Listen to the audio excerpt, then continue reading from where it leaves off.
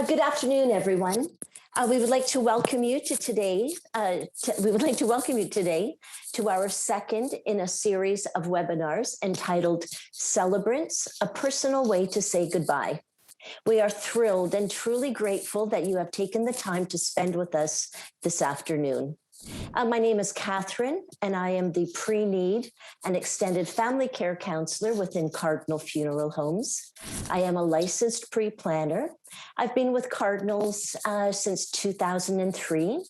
My main responsibility is to assist and guide families through the process of making funeral service pre-arrangements, as well as meeting with families after a funeral has taken place.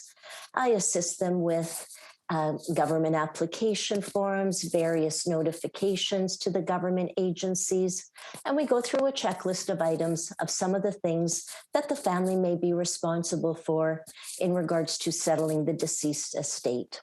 This is our extended family care program. First of all, a few housekeeping items. Most importantly, I am not in San Francisco, but I wish that I were. On this Zoom webinar platform, which we are using, you can hopefully see and hear us, but we cannot see nor hear you. We hope that you interact with us by typing comments and questions throughout the webinar, and we will answer your questions towards the end. Also, you will see at the bottom of your screen a polling icon. When we ask any questions and you want to participate, just join in. So first of all, today, we'd love to know how you heard about us today. For those of you who aren't really familiar with Cardinal Funeral Homes, just a little bit of history. We are a family-run business founded in 1925 in Fort William, also known as Thunder Bay. As we are in our 96th year, we are working alongside the fourth generation of the Cardinal family. Jimmy Cardinal, our president, and Andrew Cardinal, the director of operations, both provide progressive leadership and guidance. We have two chapels for your convenience. The first chapel at 92 Annette Street, which is at Keele and Annette. It was built in 1960. And our second chapel at 366 Bathurst Street, which is at Bathurst and Dundas. It was opened in 1941. We serve families of all faiths and denominations, those wanting cremation services, burial services, as well as repatriation to countries all over the world. We aim to provide exceptional and meaningful funeral service experiences for all the families that we serve. We strive to treat all families equally with knowledge, empathy, compassion, and respect. And now it is my pleasure to introduce Sara Hawkins, our in-house celebrant. Since 2013, Sara's passion has been to plan and officiate personalized and storytelling funerals, memorials, and celebrations of life for families which are looking for something outside of the more traditional services. For years, she owned her own business and partnered with Cardinal Funeral Homes to serve. I'm terribly sorry. She partnered with funeral homes, I think everything is Cardinals, to serve families in Hamilton, Halton, Toronto, and surrounding areas. In October of 2020, Sara transitioned in her role as celebrant and creative memorial planner with Cardinal Funeral Homes. She also enjoys working as a certified celebrant trainer with Insight Institute and is a dynamic keynote speaker and workshop leader, offering engaging and interactive presentation on topics both within and outside of the death care profession. And so here we are, Sara. Wonderful. Thank you so much, Catherine, for that lovely introduction. In fact, my very first Celebrant service was with Cardinal Funeral Homes. Little did I know that I would be 8 years later joining them on staff. So yes, I too just want to welcome all of you for being here. Thank you so much for taking the time out of your Thursday afternoon to listen to and hopefully gain some insights about what some of the options are for you if you're not considering a traditional funeral and learning more about celebrants. I thought perhaps it would be a good way to start off a little bit just sharing about how I got here as a celebrant. I was an elementary school teacher, actually, when I first started in my career for about 4 years. I taught, knowing kind of the whole time in the back of my mind that teaching wasn't for me long term. So after dipping my toe into some nonprofit and event planning work, as well as having a couple of kids and enjoying life as a stay-at-home mom, once they got a little bit older, I knew I wanted to get back into working again, but wasn't really sure what I wanted to do. So my girlfriend actually said to me, well, Sara, while you're figuring out what you want to be when you grow up in your mid-30s, why don't you come work with me at the funeral home? I said, what do you do there? And she said, well, I serve tea to grieving people. And I was so intrigued. She was a reception hostess, actually, hostessing the receptions that happen after the funeral. So it was there at that particular funeral home where I started working that I became introduced to the role of a celebrant. Very intrigued right away. Went and did my research and got trained with Insight Institute, who are based in Oklahoma City, but just happened to be doing a training up in Niagara Falls a few months after that. That was in June of 2013. And I'll never forget listening to, at the time, it was Doug Manning, who brought the Celebrant movement over from Australia here to North America over 20 years ago. He and his daughter, Glenda Stansbury, were doing the training. And I'll never forget, Doug was talking about the healing power of a personalized storytelling funeral and just how important that is for loved ones on their grief journey. And it really hit me. I took a break when it was the break time. I remember going to the washroom and the tears just came. And I thought, oh my God, this is it. I'm home. I found a place that, feels like this is home. This is what I now know what I want to be when I grow up, so to speak. And so what is a celebrant? What exactly are we talking about? Well, just after they started training, a group of the first celebrants, if you will, in North America, put together this definition. What is a celebrant? A celebrant is a person who seeks to meet the needs of families during their time of loss. They serve by providing a funeral service that is personalized to reflect the personality and the lifestyle of the deceased.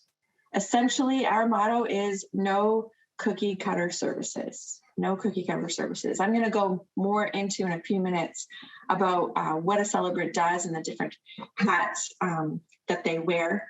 But 3 years later, there you can see Doug Manning and I. 3 years later, I was privileged to be asked to be one of the celebrant trainers representing Canada. So every time they come up here to do a Canadian training, I'm privileged to pass on my passion and circle full back to the roots of my educational background as well, which is always such a gift for me.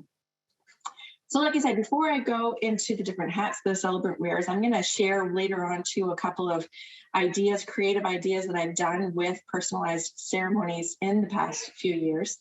But first, I thought it would be important for us to think about this question. Why have a funeral at all? More and more people are choosing cremation and no service. And so why is that? And what's the point? Why should we have a funeral? Well, there's a couple of reasons that come to mind for me. First of all, I really do believe, and celebrants are passionate about the idea of ceremony, the power of ceremony, coming together and having whatever you want to call it. I don't care if you call it a funeral, a memorial, a tribute, a gathering, a celebration of life. It's just one of those first important steps on the grief journey. And in fact, when you think about it, since the beginning of time, human beings have used ceremony to mark the end of a life that was lived and to create a space to express their thoughts and their feelings safely. Depending on the time and the place, of course, there are a variety of different ways to create such spaces, but almost all of them will have one thing in common. It's the power of people coming together to say goodbye and to remember a life no longer with us and to begin the process of grieving together. When a family chooses cremation and no service, I truly believe that they're missing out on a vital and important opportunity for creating memories in safe spaces and sharing their loss with others. The second thing is that I believe a funeral provides a sense of closure, or we can call it acceptance. I know a lot of people like the idea of saying we need closure. We need to have the funeral or the memorial for closure. And I wonder, though, if another word that we could use for this is acceptance. We've heard about denial being a stage of the grief process. For those of you who are familiar with Elizabeth Kubler-Ross's 5 stages of grief. And denial is something that we know that people can move in and out of throughout their grief process. But I think that a funeral or a memorial provides a key opportunity for the people that are left behind to absorb the reality that must sink in eventually, that their loved one is no longer physically here, and that they must try to figure out what life looks like moving forward now without them physically by their side. I love to tell the story of Ron. Ron was one of the trainees that was getting trained at the Celebrant training back in 2016. And at the end of the training, we always have each of the participants create a service based on somebody that is made up. We'll give them a type of death or a type of relationship. And we have them create a service and do sort of a mini 5 or 10 minute version of a funeral that we can talk about and comment on at the end of the training. And excuse me, when Ron did his service, it was quite moving, and each person in the room was like, wow, that was amazing. And after we were giving them feedback, Ron said to us, well, you know what, everybody, I didn't make up that person. She was actually my wife. And my service was based on my wife, who passed away 9 years ago. And she was one of the people who said, cremation, no service. When I die, don't do anything. And so he didn't until that day. And 9 years later, with tears streaming down his face, he's saying to us, so I just want to thank you all for witnessing this time of ceremony as I got to honor my wife for the first time. I have a sense of peace that I have not felt in the last 9 years. And oh my God, like we are all just not a dry eye in the room. We're all strangers. We never even got to know her, but this was something obviously really powerful for Ron. The third thing being that the funeral is an opportunity to provide support for the family. Of course, there's lots of ways to provide support, but having that ceremony, and as the reality that sinks in for the family really hits home for them, there's so much power in having the community there present together, listening to the stories and memories that are shared, whether they knew that person or not. Even if it's your colleague's mom who you never had the chance to know, you getting to know that person, the stories and memories and what mom meant to her is going to help you to provide support for that person in the days and weeks to come as they go through their grief journey. Finally, another one, it's such a critical step for the grief journey. I will say this over and over and over again till I'm blue in the face. I've heard from several funeral homes over the years that talk about how their aftercare programs are often filled with those people who didn't have service, the bereavement groups that are filled with people that are just really struggling moving forward. They often didn't get the chance to say goodbye. In this profession, we talk a lot about the difference between grief and mourning. Grief being the inward emotions, everything that's happening on the inside when we go through a loss. Mourning is, of course, the outward expression of that.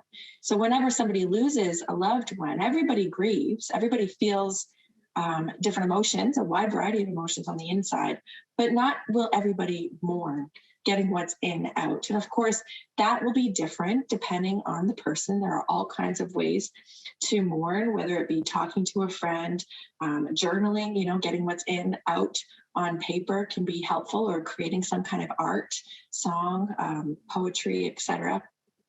But we just see the funeral as a key part of that mourning. Whether a family member wants to get up there and speak or not, perhaps they will participate in a special ceremony. Again, we'll talk about some examples of that later, but just a way for them to get what's in out. Finally, this is not talked a lot about, but I really do believe that one of the reasons we have a funeral, one of the really lovely reasons, is that we can come together to remember what's important in life, remember our values, come back to really the qualities that really we say we believe matter most. I believe the way that Caleb Wilde put it really just sums it up. He is a funeral director and author, and he wrote this: death creates a hole in our lives and our world. It's like an earthquake that shakes the world we once knew. Funerals are a time when we can reaffirm meaning, love, community, goodness, and even humor. They allow us a space to come together and affirm that life is changed, but it still continues on. Funerals are a storytelling practice that keeps the identity of our family alive, even when one of our members has died. A lot of families love the idea of me talking about legacy at the end of the funerals. I do the closing reflections and just highlight those qualities that they admired in their loved one and encourage people there, that this is really what gets the most airtime at the end of the day. Things like treating other people like you want to be treated. Joe was so generous with his time and his resources, kind to people, no matter who they were, non-judgmental. I mean, the list goes on and on, but we can really be, like I say, reminded of what's important as we come together in that type of ceremony. So if I've managed to convince you that the funeral or the memorial, the celebration of life is important, well, what are the options then? So what happens with the people, and what has happened with those who say, we're not religious? They go to the funeral home, they'll talk about how maybe mom didn't go to church and a funeral at a church wouldn't really seem appropriate. Typically, many funeral directors over the last several years have offered what I like to refer to as the rent-a-minister. Not religious, they'll say, no problem. I know a guy down the street, he will be happy to tone down the religion for you. Often it is the United Church guy, or perhaps a Anglican minister. And though there are many great ministers out there who do a fantastic job of meeting with the family prior to the ceremony in order to personalize the service, most are not trained as celebrants to create completely customized storytelling, one-of-a-kind ceremonies. They simply will insert the name, maybe insert a generic kind of a story, do a blessing of some kind at the end, and we're done. And more people are just saying that doesn't really fit them. They're not seeing value in that kind of ritual. Now, please hear me when I say I'm not at all anti-minister. In fact, I was raised by a great one. But when I became a celebrant, my dad said to me, honey, I am so proud of you. I think it's great that you're doing this. But I'm curious, if you can't talk about God, what do you say? Not many seminaries are training their ministers to do this kind of work, which I will say I'm thankful that our trainings are often filled with ministers and priests and different types of clergy who are looking to add to their skill set. So they do come to the training. So what do we say to them? So now, thankfully, more and more funeral homes are using Celebrants, and they're working with them on staff, as I am here at Cardinal Funeral Homes, or working with independent ones in their communities. So what are the different hats that a celebrant can wear? Well, first of all, we wear the hat of a consultant almost always.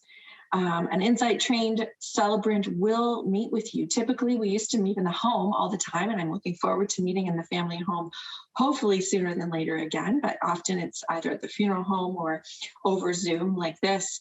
And we will wear that hat of consultant throughout a couple of hours of the family meeting, where we talk about the different elements that a family will maybe does know what they want to include, and including things like photo tributes, speakers, if there are anybody who wants to speak and share stories or memories. We'll talk about poetry, different music options, ceremonies. And then, I will say, and I'd like to spend the bulk of our time with you helping me get to know your loved one. Help me get to know who they were, their interests, their hobbies, their personality. The more that I can get to know them, the more I can make suggestions for how to personalize the service even more with memory tokens and, personalized ceremonies and that kind of thing, which we'll talk more about soon. Another hat that the celebrant can wear is the hat of storyteller. This is where I love my English drama major comes into play, that we get to tell the stories of the people who have gone before us. Now, there are families, of course, a lot of people who will say, Sara, we would like to do those stories. We've written eulogies, or we've got a couple of speakers lined up who are going to talk about the different aspects of, mom or dad's life, or whoever. We've written the eulogy. And so, but then there's other families who will say, actually, none of us can get up there and speak. We need you to be our voice, Sara. We're hoping that you would share the stories and memories on our behalf, whether that's we have something for you to read, or if perhaps it could also just be that I write a personalized life tribute based on the stories and memories that they share during the family meeting. But for those who say, we'd like to do most of the storytelling, they will often say to me, but would you wear the Master of Ceremonies hat?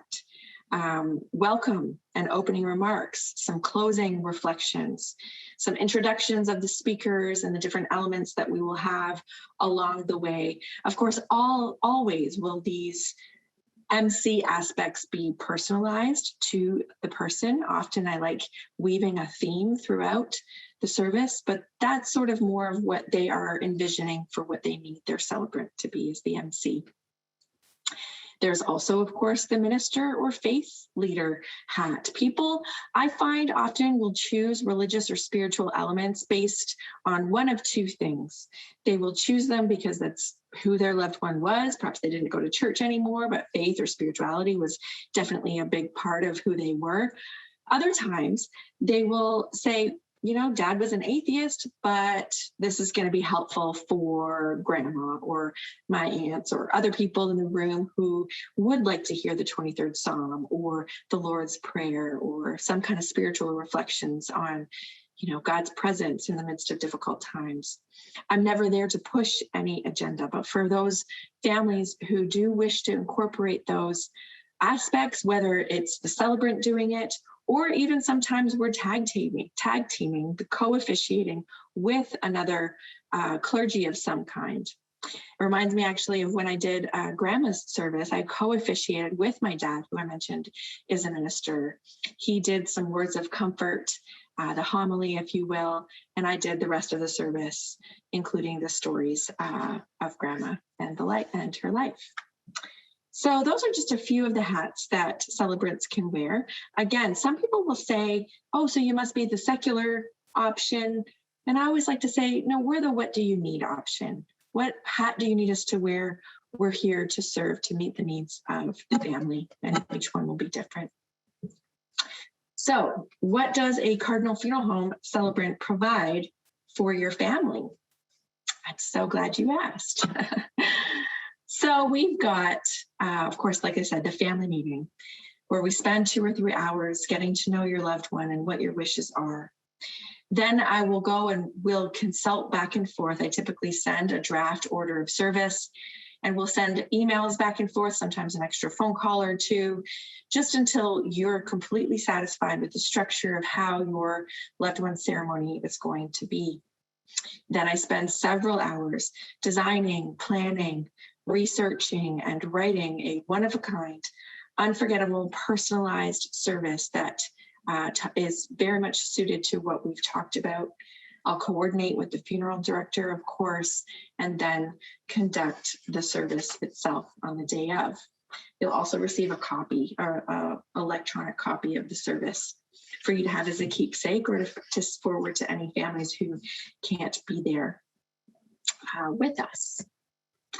So let's talk about some ideas. This is the fun part. I would love to hear from you. Maybe type in the Q&A section, the chat section. Where have you, settings are a wonderful way to add creative funerals. You don't have to have it in the church. Don't even necessarily have to have it in the funeral home chapel. Where have you been to a service, or where do you hope that your service might be? You know, I've done services in an old barn, golf and country clubs.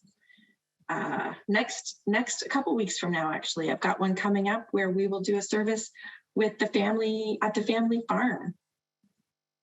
Backyards, maybe right here on the beach. I wish I was on a beach. Where do you want your service? Just curious. You know, we can also get creative with different types of ceremonies. Many people still like the idea of a candle lighting, a traditional religious candle lighting, or there are non-religious options. But I'm finding more and more are preferring options like sand ceremonies that are pictured here, where each color of the sand represents different things about the loved one, be that their passions, their heart, maybe their legacy. And each family member can come up and pour sand, much like you may have seen in weddings. We can do it in a funeral as well, and pour sand as a part of a sand pouring ceremony. A lot of my families like the idea of a pebble and water ceremony, where we have a glass bowl with some different designs on it, with half filled up with water. And then as people are exiting out the chapel or the room where we are, they're placing pebbles in the water while the music's playing. And I just say something to the effect of, you know, while you are placing your pebble in the water, I want you to pay attention to the ripples that your pebble makes, and just be reminded of the ripple effects that your loved ones had in your life and in the world around them, and think about the ways that you want to carry those forward. The options are really endless. I talked in the last webinar about the mom who loved Pepsi, you know, and so we did a Pepsi toast ceremony. You can make it as personalized as you like. In music also is a great way to personalize a ceremony. I actually wrote an article a few weeks ago. It's posted up on our Cardinal Funeral Home website called Funeral Songs from Sinatra to Timberlake. Yes, we did have Can't Stop the Feeling by Justin Timberlake at a service a few years ago. And people were just dancing as they were exiting out, because that was a song that was meaningful for that family. There really are no rules. Curious if anybody has songs that they know that they want for your funeral. Feel free to type in the chat as well, in the Q&A place. Let us know what kind of music that you'd like to have played. It's always a fun topic to talk about.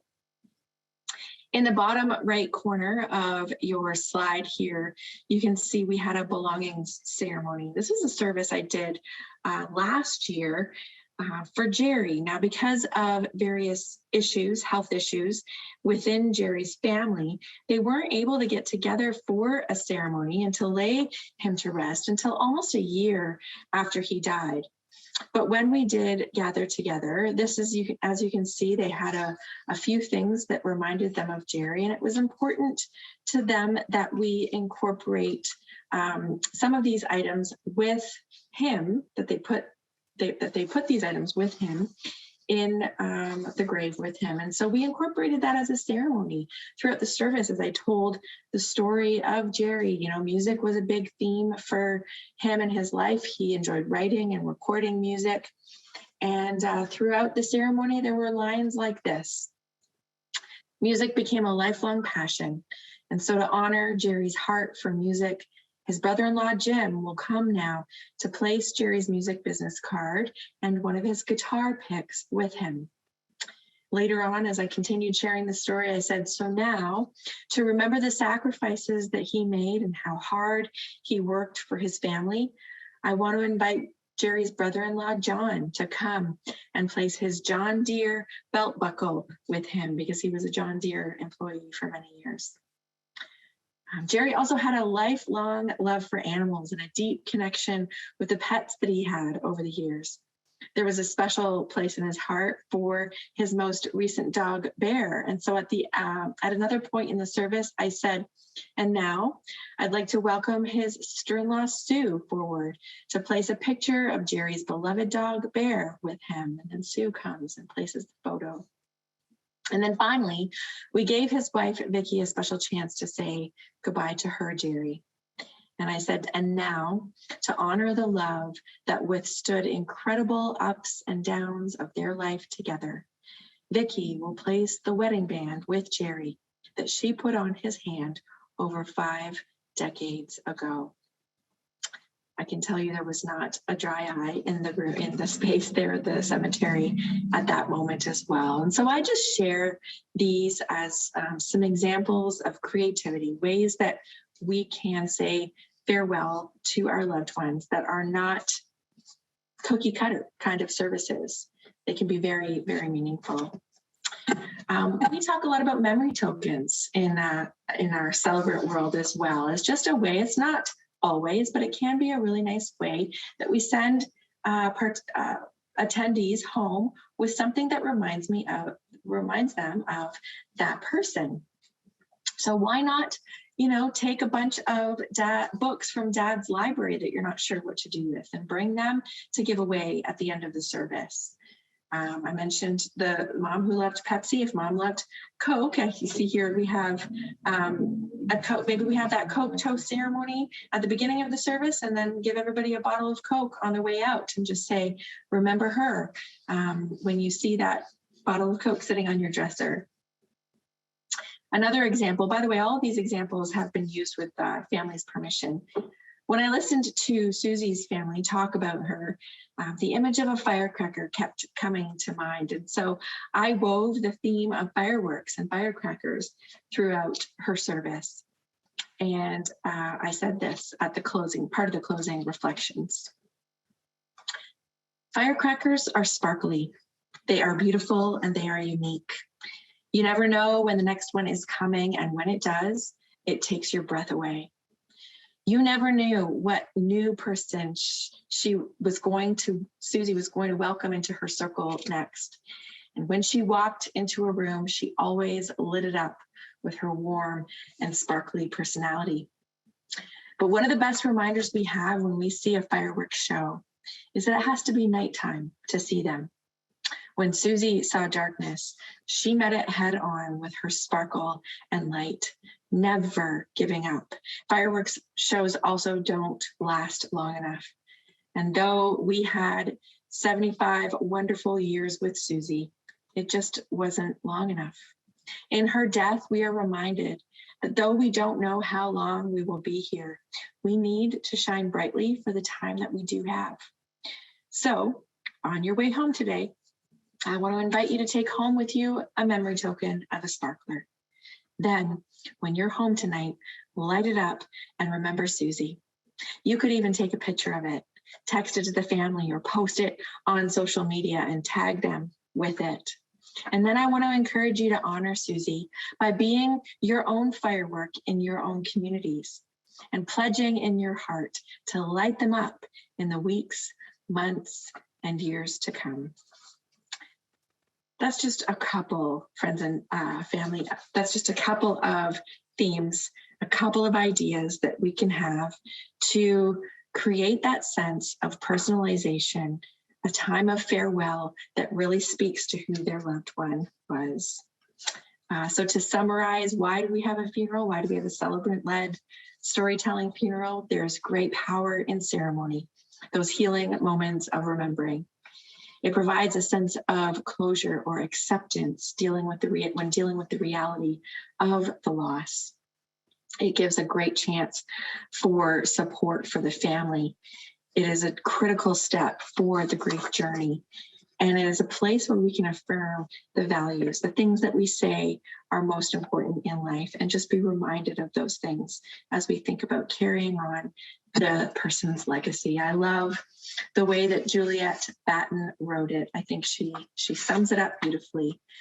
We need rituals at many times, whether for healing or transformation, celebration or mourning. To learn to create our own is to empower ourselves, and this can enrich our lives immeasurably. We are going to have a chance of having some Q&A in a few minutes, but just before we do that, I want to turn it back over to Catherine, who's just going to take a couple more minutes to share about how you can take care of some of these wishes before it's your time. Stay with us. Thank you. Thank you so much, Sara. That was a really meaningful and thought-provoking presentation. Now a little bit about pre-arrangements. You'll see on the bottom of your screen the raise hand tab. I just have a question. How many of you have already taken steps to pre-plan? If anybody has, please raise your hand. Not many. We'll have to do something about that. But you're here today, and this is your first step. Death is a terrible thing. How many people really want to plan it ahead of time? People say to me, why would I want to plan the worst day for my family? But that is exactly the reason why you should. You've heard it all before, why it's important to pre-plan your funeral services, and you understand and you know you should take care of it. You know it's to ease your loved one's burdens, the emotional and financial burdens, to save money and to guarantee funeral costs, and to give you the comfort of knowing that everything will be taken care of the way that you want. But now you know this is a good thing, but you're still hesitant because it's such an easy thing to put off. As Sara had mentioned, funerals are a time for loved ones to gather and to heal together. You may someday be attending or taking part in a funeral service, and at any given moment, you may just ask yourself, what would happen if this were to happen to me? What will happen to my family? How will they cope?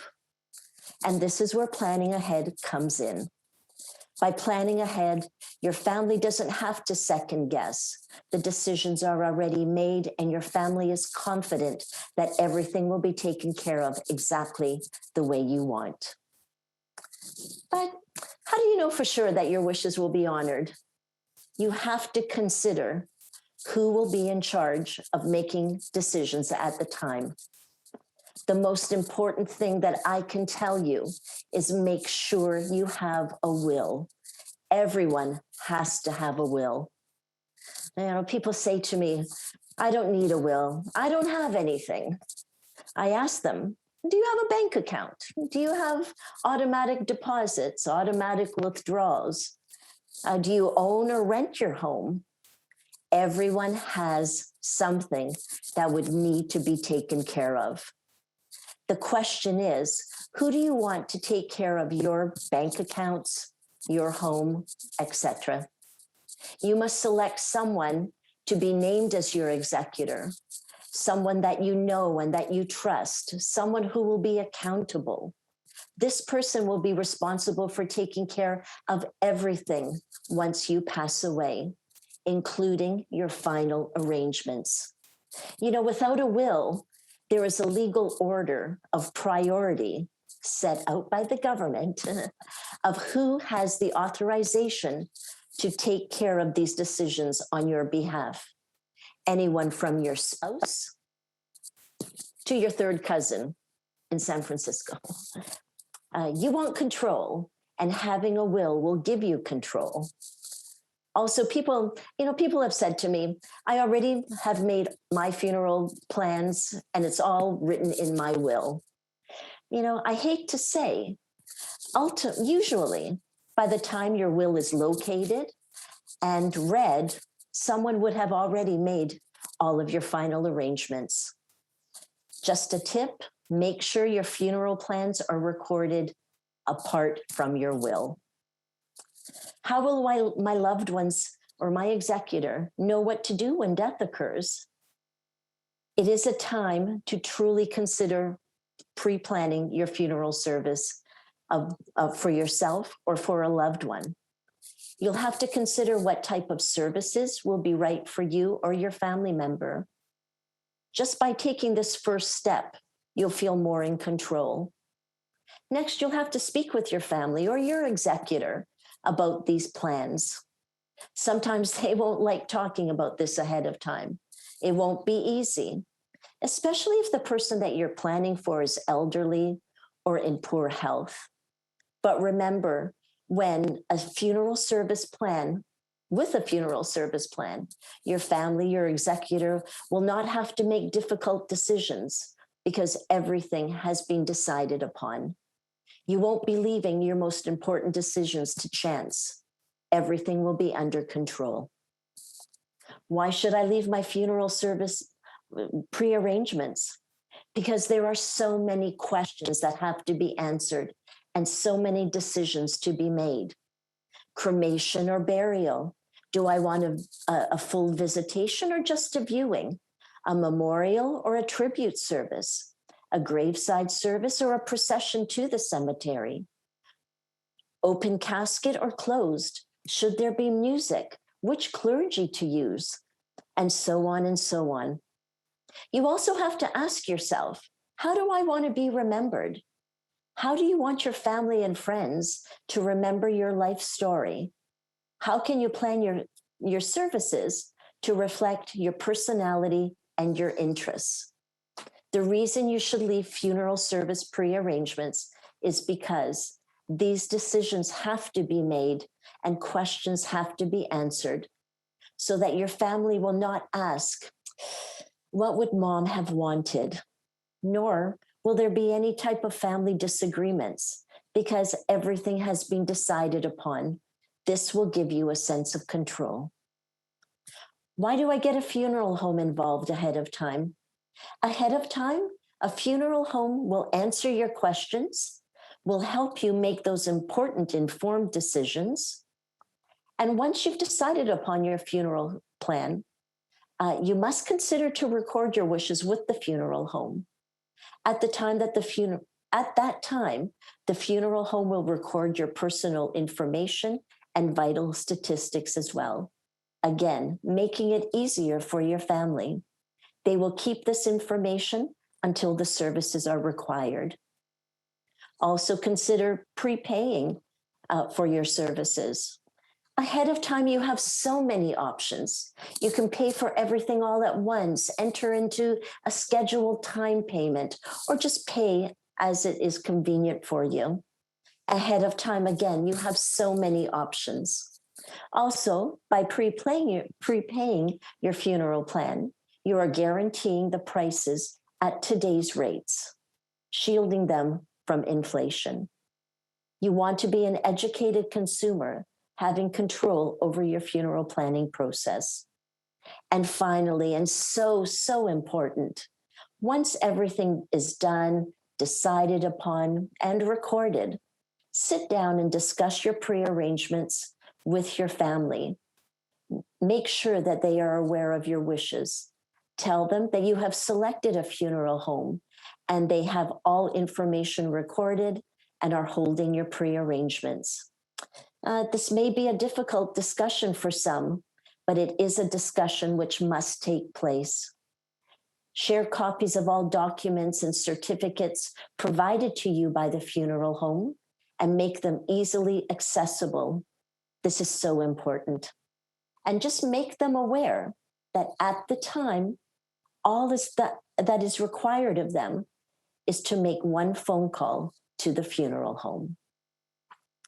Thank you. Now we're going to take your questions. Does anyone have any questions? We've had some lovely comments. Those of you, thank you so much who have been checking in, not with questions, but just encouragement. Great job, Catherine, as well. Does anybody have anything at all, whether regarding celebrants or personalization or pre-need? Yes, Amanda, we can definitely do that, setting up a meeting at a later time. Does anybody have anything though for either Catherine and I right now? Of course, you can see that in this profession, you do need a sense of humor, hence the cartoon. Hopefully that put a little smile at least on your face, if not a giggle. We do have a question about pre-arrangements. Okay. Do I have to pay for my pre-arrangement ahead of time? No, you are absolutely under no obligation to pay for anything ahead of time. But we do urge you to come into the funeral home and record your information, record your wishes. At that time, what will be done is a quotation will be prepared. We will place that quotation within your file. And then years down the road, when the services are required, the file will be pulled. The quotation will be recalculated at that day's pricing. And those are the fees that your family will be responsible for paying. Thank you. Wonderful. Thank you, Catherine. Okay. Right. Just a note, you will all be receiving a survey in your email. We would love to know what you thought of today's webinar, or if there are any other type of topics that you would wish to learn about. Please let us know. We'll consider everything. If you have any other questions for Sara or myself, please feel free to contact us at our emails, which are shown on the bottom of the page here. And I want to thank you myself for your time, and take care and stay safe. Thanks, everybody. Thank you. Bye-bye. Bye-bye.